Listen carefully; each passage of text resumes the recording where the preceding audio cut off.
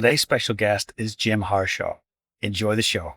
Jim, a huge welcome to the Lead on Purpose podcast. Yeah, good to be here. Thanks for having me, James. Oh, it's a joy. I've been following your work for a while, and when the team said, "Hey, I think we might have to get Jim on the show," I said, "It's a hell yes from me," because when I look at what you do, it's world class, and I feel that our philosophies are similar in a lot of ways. We have a similar outlook on performance, but a totally different background, a totally different experience of how you look at it. So I can't wait to unpack how you look at success, failure, from your own perspective, from your clients. And of course, when I look at your podcast guest list, it's the who's who of high performers globally. So, Jim, I guess when I look at you, championship wrestler, tell us a little bit more about, those younger days and what got you to the top. Yeah, it was interesting. So I grew up in the United States wrestling. Wrestling is one of the top, 5 or 6 sports for boys growing up in America. And wrestling was my thing. Never achieved any of my goals in high school. Had college wrestling aspirations again in the United States, NCAA or collegiate sport. It's a big deal, right? At our national championships for wrestling, there's 15,000 people a day for 3 straight days. It's just packed. But I had aspirations to wrestle in college, but I really didn't know if I was good enough for that. Like I said, I never achieved any of my goals in high school, but luckily a couple of coaches had seen me compete and train. They're like, you know what, I think there's something in this kid. And so got recruited to the University of Virginia, which is the number one public university education-wise in the United States. I come from a blue-collar family where my dad was a construction worker. Mom was a secretary. Nobody in my family had ever graduated from college. So just going to college was a big step for me sort of psychologically. And I'm like, I don't even know if I can survive here, let alone thrive. I got the application process. I got in because of wrestling. Like wrestling opened the door for me. So I didn't get in without wrestling. I was a good student, but not a great student. So I could never have gotten into this level of school. It's like an Ivy League type of school. Wrestling wise, everybody on the team was one of the best in the country. I was a nobody. And really even socially, I didn't know if I was going to fit in because again, I'm a blue collar kid. I don't know if do you guys use that term blue collar? Yeah, absolutely. I mean, I'm in New Zealand, but growing up in Ireland, blue collar, my dad's a welder and my mom's a civil servant, like definitely a similar existence. Yeah. Working class, and got there and I realized, I don't know if I can cut it here. I don't know if, like I said, I don't know if I can survive, let alone thrive. But fast forward 5 years later, I competed all my years in college. I won 3 conference championships, and I got to the national championships every year that I competed. And I got onto the podium as what it's called an All-American. I was top 8 in the country. So I was one of the best in America at what I did. I got invited to live and train at the Olympic Training Center as an Olympic hopeful. So just a complete transformation happened there. I graduated with 2 degrees from the number one public university in the country. And I found my way socially. So really, I was able to not just survive, but thrive in all of these areas. And there was an infrastructure there that I think you really would get this, James. There was an infrastructure that allowed me to blossom, allowed me to really go from good to great. And that's really what I work with my clients on is like, how do we rebuild that framework, that infrastructure into your life so you can actually maximize your potential now? And there's a 4-part framework that I lead my clients through. It's incredible. Thanks for sharing that. And, I think a lot of people could relate to this because the vast majority of humans that I meet, are not silver spoon. They haven't, been born into wealth. There's a small number who are, but most people have to figure it out and fight for it. And a lot of them end up just settling for whatever gets put in front of them. But there's the odd one like yourself who goes, actually, you know what? I want more and I want to see how far I can go and I want to push myself. Do you think that mentality is innate? Do you think you're born with that? Yeah, I think it's different for everybody. There's so many life experiences that you have. Like some people maybe are a little bit born with that, but you look at people who are raised in the same household and some have it and some don't. And then you look at their influences or micro influences. For me, growing up around in sport, I just had a lot of unique experiences. I was surrounded by Olympians and national champions and people who were the best in the world at what they did. So I always had that those people I was around. So this is a critical, one of those 4 steps of my program is called the environment of excellence. And we all gravitate towards the people around us, the level of the people around us. So, the famous quote, we are the average of the 5 people that we're surrounded by, or that we spend the most time with. And I was blessed to be able to spend time with really high level people like yourself. And it just raises your standard. Like, so for example, when I went to the Olympic Training Center to train, the bar, when I went from high school to college, certainly the bar for like work ethic and standard, what kind of fuel you put in your body, how you train, how you deal with failure and setback and resilience, all of that, the bar went up. And then when I went to the Olympic Training Center, the bar went, now I'm around world-class athletes. Now the bar's even higher. And you gravitate to that, right? It's actually wrote a LinkedIn post about this recently. Like you don't even know the air that you breathe, right? It's just inherent. Like when you're at the Olympic Training Center training with world-class athletes in wrestling and all the other sports, it's, excellence is it's just what you do. It's it's in the air, right? And it's how people walk and talk and the food they eat and how they train, all of this stuff.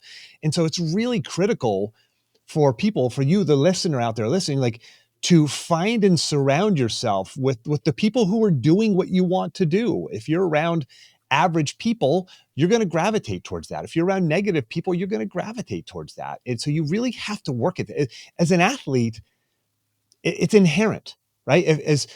For somebody who's in, let's say, the special forces in the military, it's inherent. That's who they're around. Like if you watch the opening ceremonies of the Olympics, which I love to watch that, you look at all these people from all around the world, different cultures, different skin colors, different sports, different everything. But they all have a few things in common, really 2. Number 1, they all have a coach, right, who kicks in the rear end or helps them course correct if they need that. And they're all surrounded by world-class athletes. And so it's the same for us. We look at that, we know that in sport, but for you, the listener, like you have to consciously, intentionally create that because it's just not there by default. Yeah, you're so well said. I really resonate with that strongly. Can we actually look at those 4 elements of your Sure. framework for a second? What are those Yeah. 4? And when I tell you this, James, you're gonna be, yes, of course, these are all like, this is the stuff that you coach and that you teach as well in your podcast. So I put it together into a framework that really people get this and you can see how you can now implement this into your life. So there's 4 parts. Number 1 is this: as an athlete, the listener, whether you are an athlete or not, it doesn't matter, right? Or a world-class musician like yourself, James, like number 1 is you have a very clear vision for what success looks like, right? It's making the starting lineup or winning the competition, advancing in the postseason, making it to the top of the podium. It's all very clear. It's compelling. It's exciting. It's binary. It's black and white. We know whether we're on track or not on track. Out here where we're at, it's not clear, right? We can thumb through social media and see 10 different examples of what success looks like in the next 3 minutes.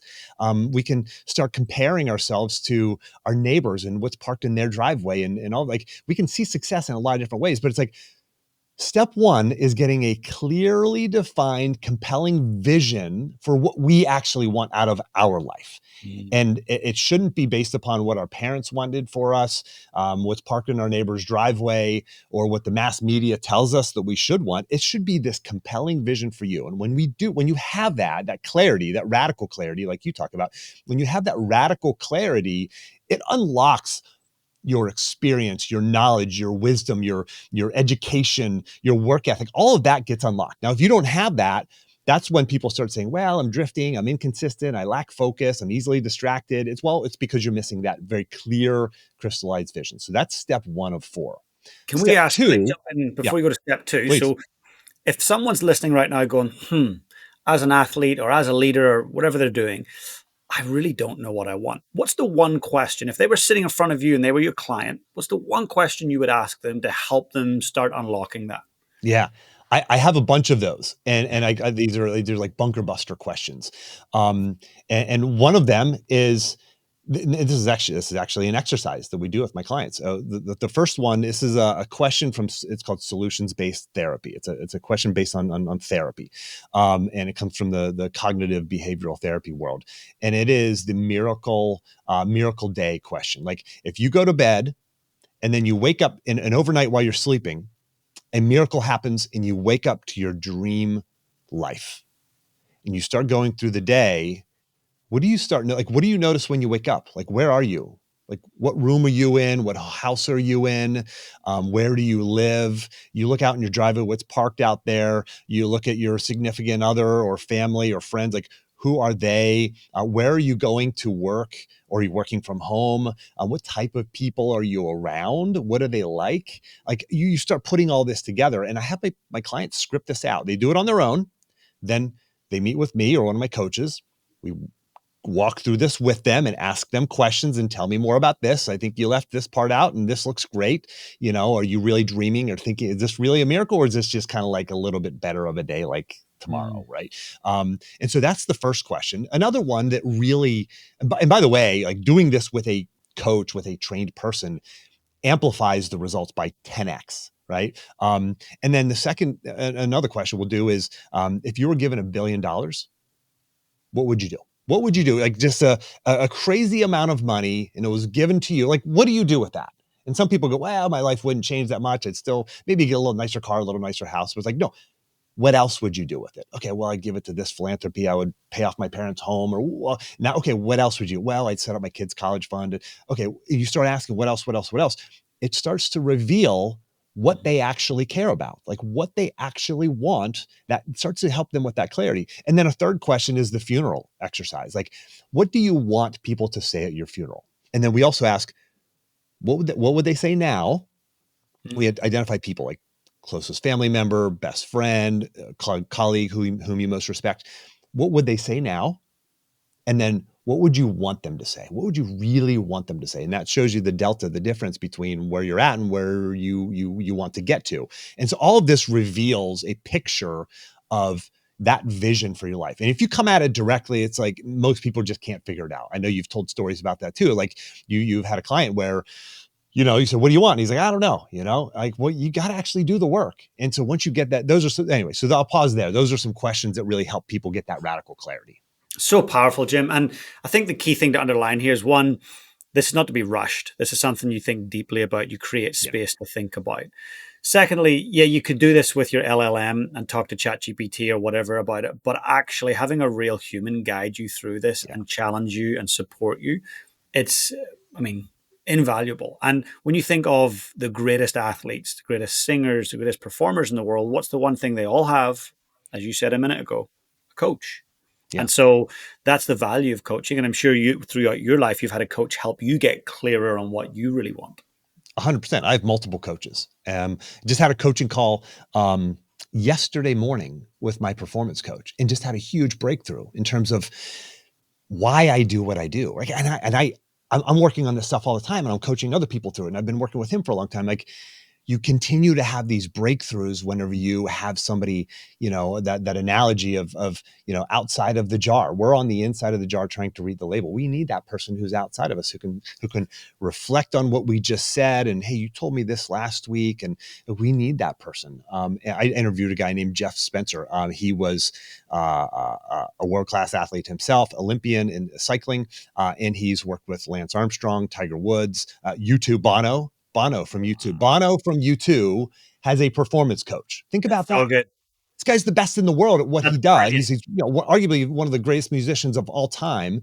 And he has a coach. Like, well, wait a second. Why does he have a coach? He's the best. Well, he has a coach. He's the best because this is how he thinks. He brings people into his universe, into his world that push him, challenge him, help him get that radical clarity.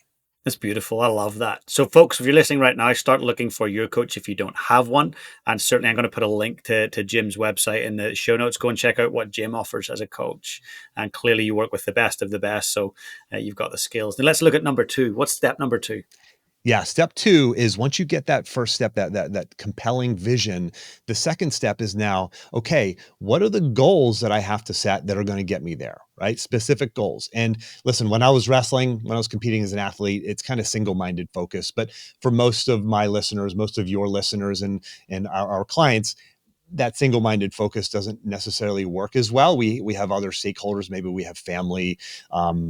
We have maybe local boards that we're on. We're philanthropic. And, you know, so what are the goals that you need to set? And we set goals in 4 areas: relationships, self, health, and wealth. Wealth or career, right? Everybody wants to focus on the wealth, career ones. Well, it's like, well, you can have all the money in the world and all the success there, but if your relationships are out of order or your health is not well, they say, if you have, when you have your health, you have 1,000 problems. When you don't have your health, you have one problem. Right. Yeah. So it's really critical to set these goals, very clearly defined goals in each of these areas.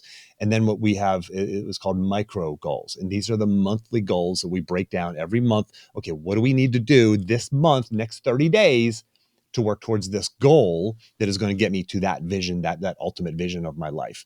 And literally we're scoring this.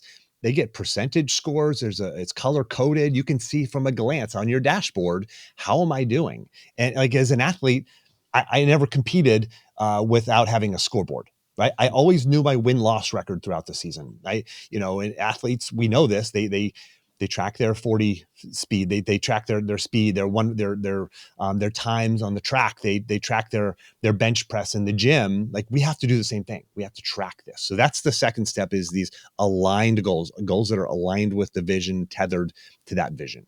Amazing. And just for a second, in terms of length and duration, are we talking 5-year vision, 10-year? When you get that step 2, are we talking the next 12 months? What's the length? Yeah, so we generally aim for that. That vision is the 3 to 5 year vision for step 1, and then step 2 is we typically aim for about a year. We say minimum 6 months, maximum about a year and a half. Those aren't hard. It's certainly no shorter than 6 months. Otherwise, we call that a micro goal. So it's at least 6 months, if not 18 months or even longer. Because sometimes what happens, people will say, "What's your goal?" My goal is to get to the gym, or my goal is to sign up for a gym membership. And it's like, or my goal is to, do better in my job. And it's like, these are, first of all, they're not specific and measurable, and they're not big enough, right? It's like, sometimes people will write a goal and it's like something they can do tomorrow. It's like, okay, well, that's not a goal. That's an action item. That's a to-do list item. Right. And that's why people go, I set the goal and I forget what it is. And now I achieved it yesterday and now I don't know what to do. It's like, no, that's a micro goal. That's part of something larger. And so we typically aim for 6 to 18 months as a general frame. That's brilliant. Thank you for that. And what's step number 3? Step 3 is the environment of excellence. Going back to the 5 people who you spend the most time with, you're the average of them. So it's the coach. It's the accountability that you have when you're part of a team, part of a group. So a lot of my coaching is around community, because that's just what levels people up. It's a big part of what levels people up. It's like the coach and then also the community. And then there's also an internal component of the environment of excellence too. It's like the internal environment. Like, what are the words that I'm saying to myself? What are the things that I think? What are the feelings that come upon me whenever I fail or struggle or see some kind of challenge or opportunity in front of me? How am I thinking about that? So there's the internal environment of excellence, and then there's the external environment of excellence. We talk a little bit about, control your controllables when we're dealing with athletes often. No different for us everyday humans. So when it comes to environment, do you believe we have quite a bit of influence over that environment? Yeah. I mean, so you say, okay, Jim, I'm not, I would like to surround myself with Olympians, and, I've been blessed in my professional life to be surrounded by millionaires and billionaires as well. And you're like, wow, Jim, I don't have that, right? I don't have that in my community. I don't have that in my job. You can still find it. You can listen to the podcast like you're doing right now. You can read the books. You can reach out to people online. I mean, this as well as I do, James. Like, it's so easy to reach out to people online and ask them, hey, like, what did you do to get there? And how can, what are the books you read? Even would you spend some time with me? You can ask the person for a coffee, or to do a 15-minute Zoom meeting. There are websites you can go to now where you can book a coaching call with all these celebrities and people who are world-class at what they do. I can't even think of the names of the websites now, but like, they're out there. You can Google them, and you can book 15 minutes or an hour if you want with the CEO of some company who is running a company that you would love to get into that industry. Like, it's out there. It is available for you. But you can't just listen to this podcast episode and me saying these words and go, oh, that sounds like a good idea. And like, you have to go do it. You actually have to go do it. And again, I'm not pushing for the listener to hire me or to hire James. We're saying get somebody in your corner who's invested in you, because if they say, okay, who are you going to book a call with, or who are you going to reach out to, and then they write it down and document, you have it documented, and then you have to report back to them in a month. Did you do it or did you not do it? That's when you really get results. So 100%. yeah, And the research I'll take backs that so up. one more interesting point here. I do this October challenge every year. It's public. And anybody can sign up. It's the month of October, from October 1st to October 30th. It's a 30-day challenge, and you get to choose your own habits for the month, like 3 to 5 habits, and then we track it publicly, right? There's a spreadsheet, and everybody has access to it, and they can track it, and there's a leaderboard and all that. I have a friend of mine who's an Olympian, 4-time Olympian, and Ruben Gonzalez is his name. He's actually trying to become a 5-time Olympian. He'd be the oldest ever Winter Olympian. He's an amazing guy in the luge. But he actually talked to him this morning. He's like, man, your October challenge was amazing. It helped me do the things that I needed to do, that public accountability. I got another email from a friend of mine. She's a very high performer in her career, in her job. And she's like, Jim, all of this stuff I could have been doing on my own, but I wasn't, because I just didn't have the clarity and the accountability. So a couple of little simple ingredients that you can mix in here that will get you to take the actions that James, you and I are talking about right now. That's so powerful. And I think community is the key here, because in the last 5 to 10 years, there's been a lot of isolation in terms of I'll do it at home, I'll work from home, I'll get the digital coach to coach me, I'll do all the things. But actually, we can see that the results are not fruitful, because people do need real humans around them to inspire them, to motivate them, to hold them to account. So find your community, find your mentor, your coach, whether that's paid, whether that's unpaid, whatever it is, but get people around you who are better than you at said thing, who can be radically honest with you. Yep. I mean, I think back to my athletic days. Like, I had coaches who had already done the things that I wanted. They'd become All-Americans and national champions and Olympians, and I got to be around them. And it's just how it works. And some of them, I'll be honest, I had coaches who never achieved what I achieved, but they had helped others achieve it. Right. So even if you can find somebody who maybe hasn't done what you wanted to do, but they've helped others do what you want to do, even if that want to do thing is just be more consistent, be more focused, be more locked in. Like, if you can find somebody who will help you do that, and again, talking to the listener, like, that if you lock in on those habits consistently, whether it's diet or nutrition or exercise, or whether it's making those sales calls, or doing the LinkedIn outreach to network for your company or your brand that you want to start, like, if you consistently do those, like, what the results could be. And so is it worth reaching out to somebody and getting a coach in your corner to hold you accountable? Well, if it's going to get you to do the things, then yes. I mean, James has coaches and I have coaches, and this is just how success works. 100%. Yeah, I think back to being a drummer and flying to Vancouver, Canada, and the guy who was my coach there was, multiple time world champion, many years my senior, and it was intimidating, and I was very uncomfortable every single time I stepped up to perform, and he was there. Like, it wasn't fun sometimes, because it was Right. nerve-wracking. But actually, I look after 6 months and look back, whoa, like, I'm a much better performer. Like, my skill set has lifted, my confidence has lifted, and do that year after year with a great coach. The results are incredible. Yeah. It just, sometimes you can't even see them, right? Sometimes you don't even know, because sometimes they're invisible. I mean, sometimes there's a breakthrough, right? Sometimes there's a tactic, a magic tactic that somebody gives you, and you're like, oh, wow, breakthrough. Other times it's just these small micro adjustments. And sometimes you even go, oh, I should have thought of that myself. I could have figured it out myself, but you didn't. And the coach helps you, right? Or that community helps you.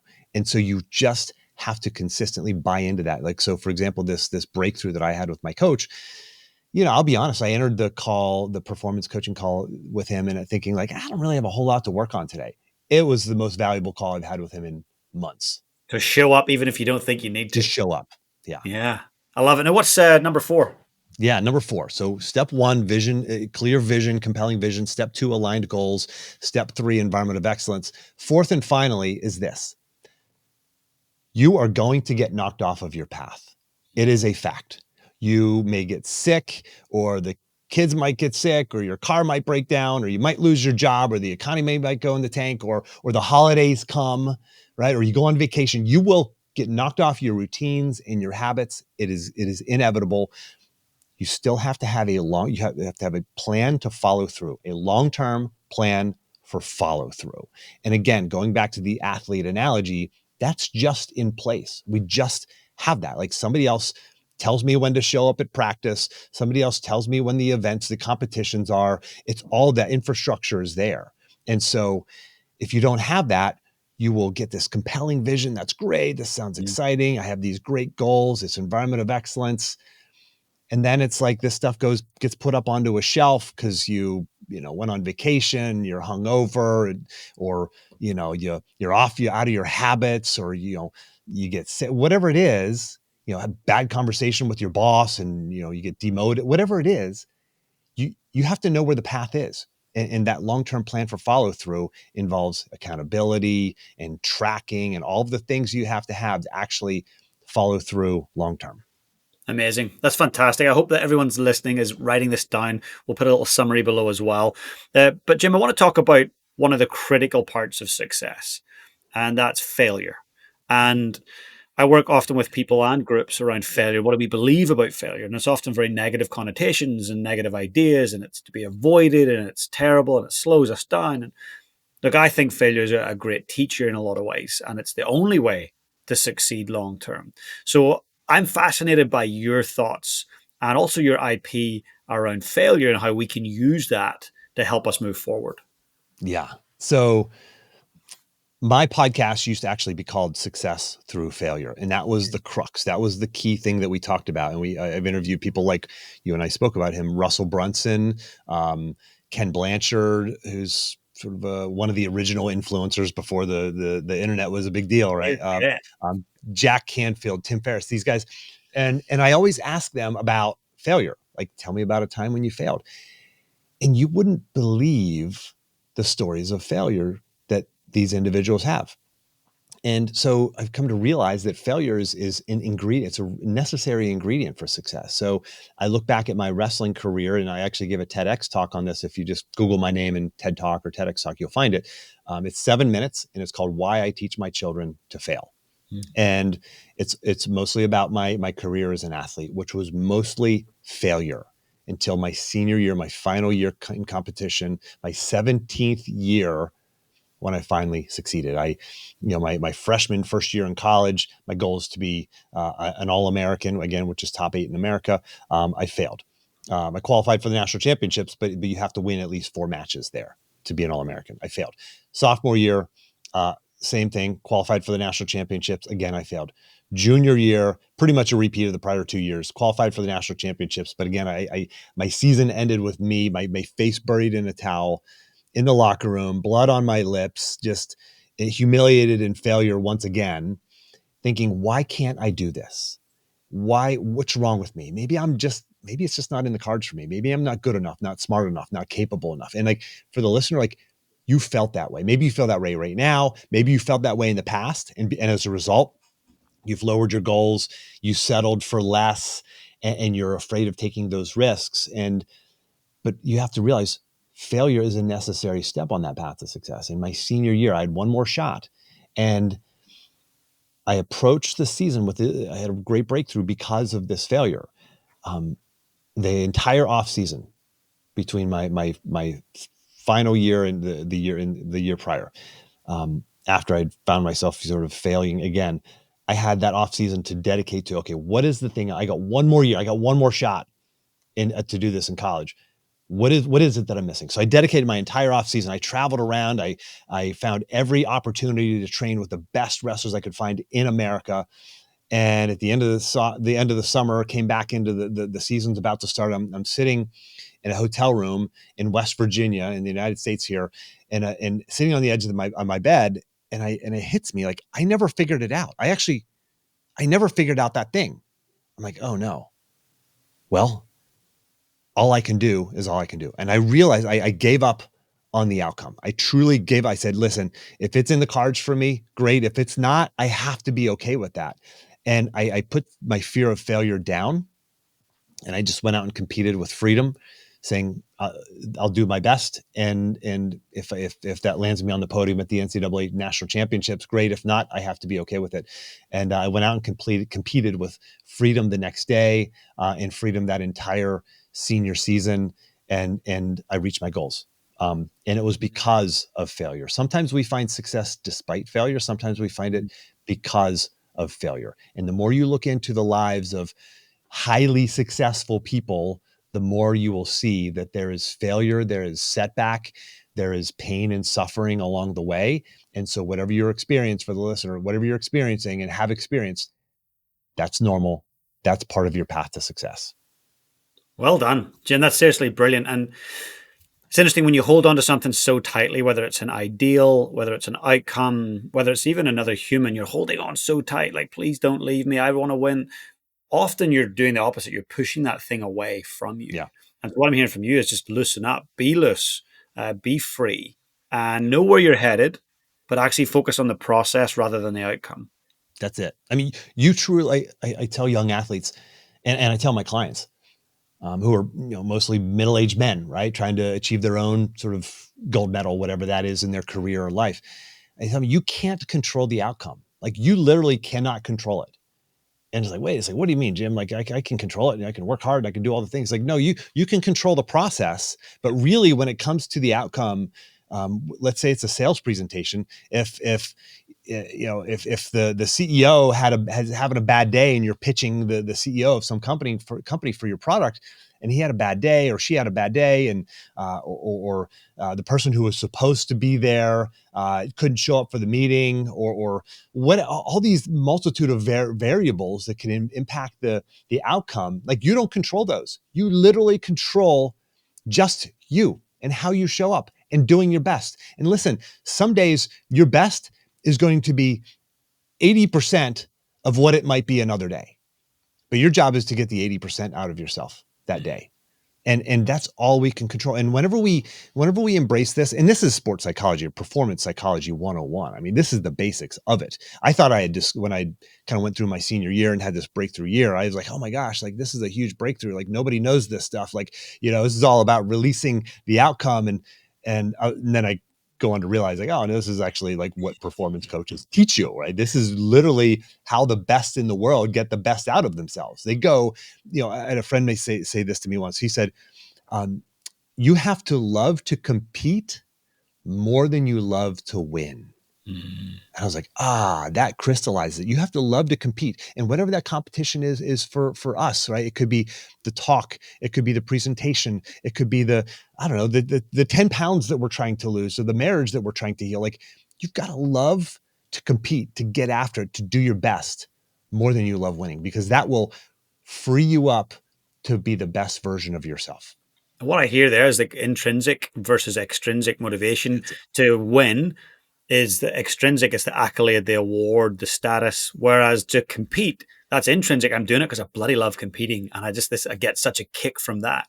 And we can see in people who are deeply extrinsically motivated, generally misery follows them pretty quickly.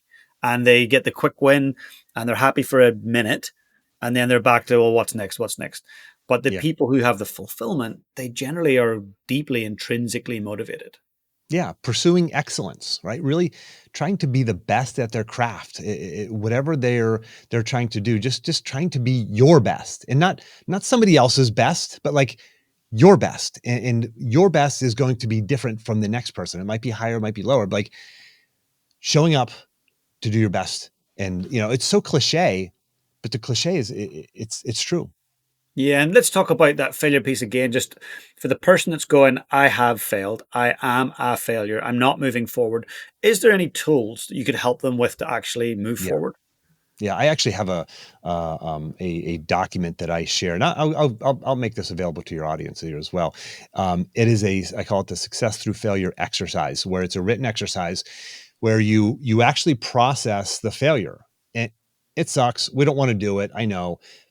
But it is how you learn from failure. So when I interviewed Tim Ferriss, he told me, he said, it's not, failure in and of itself doesn't breed learning and growth and eventual success.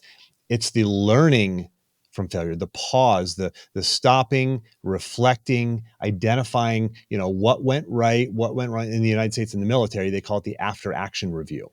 What went right? Okay, so let's start with what went right and what we did well, right? Let's start with the positive. Say, not everything went wrong, right? Some things went right. Okay, let's identify those. Let's not throw the baby out with the bathwater here. I don't know if that's a saying elsewhere in the United States, throw the baby out with the bathwater. Like, let's not throw everything out here. Let's say, wait a second, there's some good things here too. And then what went wrong? What was my fault? Like, what was my fault in what went wrong? Let me take ownership of what went wrong and where can I improve? And then also what went wrong that just was out of my context, out of my ability to influence that. And when we do that, we learn. I actually did this recently with a client, and he showed up just so broken to a coaching call from a big deal that he lost for his business. And by the end of the call, he actually felt good, better, not like happy that he lost the deal, but like he realized, I'm actually better for that because of that, not despite that. I'm actually a better salesman now because of what happened there and because we processed it. Thank you for sharing that with the audience. And I'll make sure we put the link in the show notes Yeah. for that, because there will be a lot of people that want to actually work through that and take their time. And I guess this is probably an important note. Most of the people listening to my podcast are high performers, high achievers. They've got lots on the go.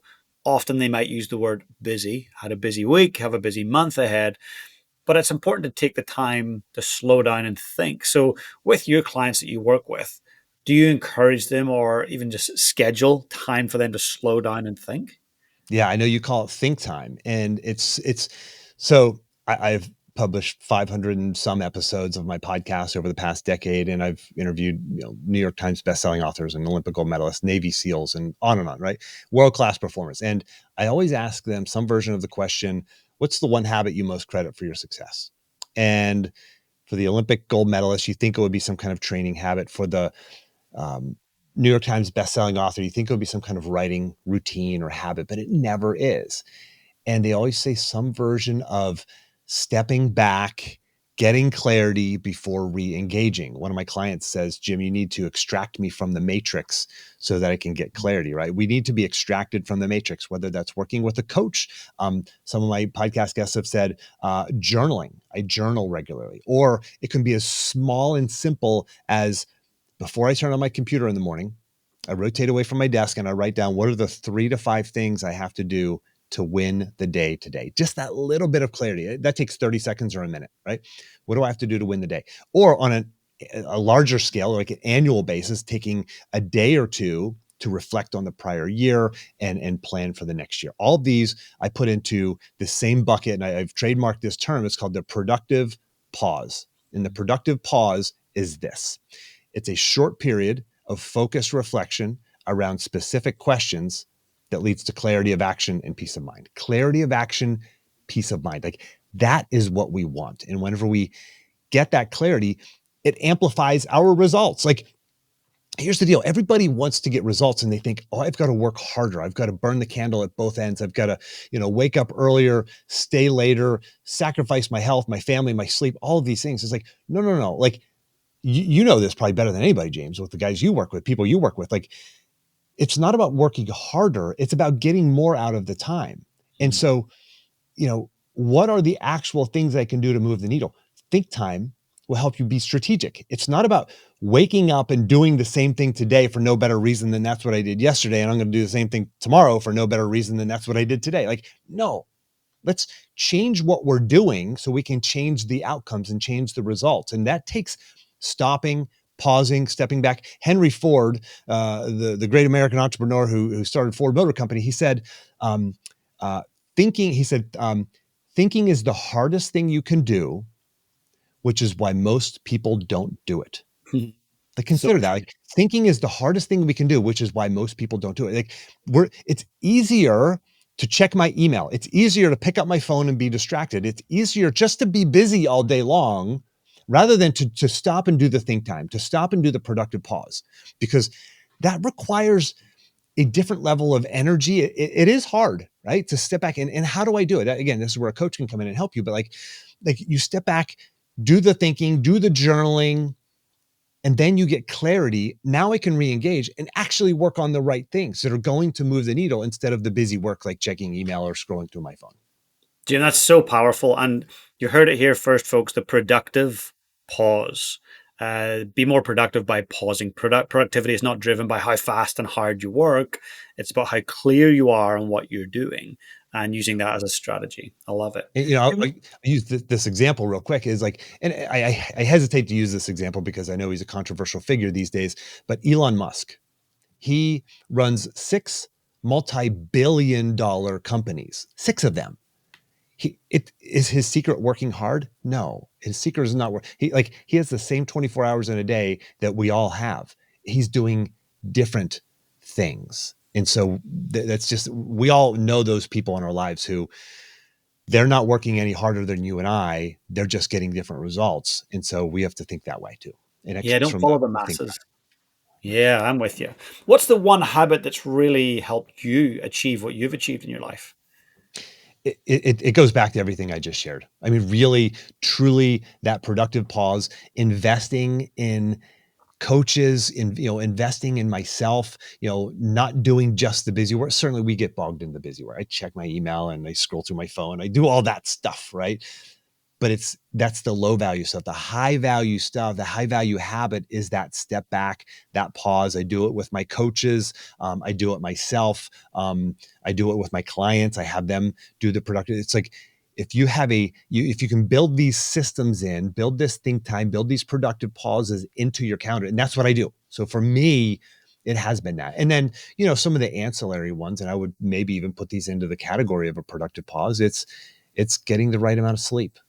And it's fitting in my workouts, like doing the workouts, the results of that. If you could bottle, the drug, bottle that as a drug, the what you get from exercise, like we'd be billionaires, right?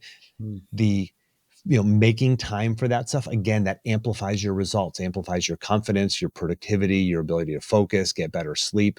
And even like, every Sunday, I have a salad every day for lunch. Every Sunday, I cut up my vegetables, right? It takes me a half an hour and I cut them all up and I put them in a bin so I can just very easily make a salad loaded with all kinds of vegetables. Like that's also a productive pause, right? It is a time spent that allows me to put the right fuel into my body so I can show up for my family and for my business and my clients as the best version of myself. I love that. And I know there's going to be someone that asks, Jim, what are the vegetables? How do you cut them up? So expect someone to email you on that one. Yeah, I'll have that all. We'll put that in a document. I'll show you my cutting techniques. You legend. Jim, just before we wrap up, a couple of questions. So for you, when you bookend your day, the start of the day and the end of the day, what would a typical bookend look like for you in terms of habits or routines? Yeah. So beginning of the day, first thing I do, drink a big glass of water right away, big glass of water. And then I typically exercise most days. And then it's kind of get ready, get the kids ready. And, I take creatine in the morning. I eat a hard-boiled egg and I drink a protein shake or a protein drink. And that's my morning sort of routine, right? And then it's get the kids ready for the day. And then at the beginning of my workday, on the best days, if I don't have that meetings right away, I spend about a half an hour reading fuel for my brain. And I have a couple books I like to keep going back through.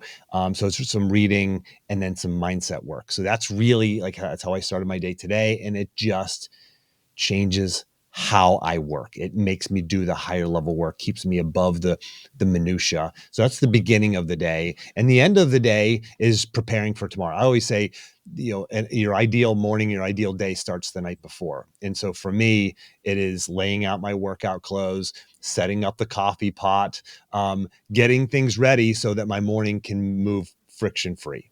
Right. And so I can actually, get to sleep on time, get a good amount of sleep, get my workouts in and be ready to go. So it's just preparing for the next day. That's beautiful. I often say with clients, PTT, plan tomorrow today.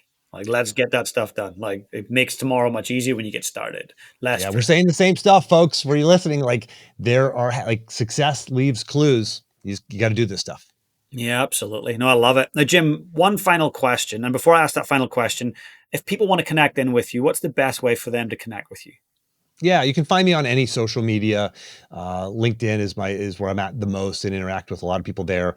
And I'm trying to share really highly valuable posts on LinkedIn that people just get value from. So anywhere on social media, but my website, jimharshawjr.com.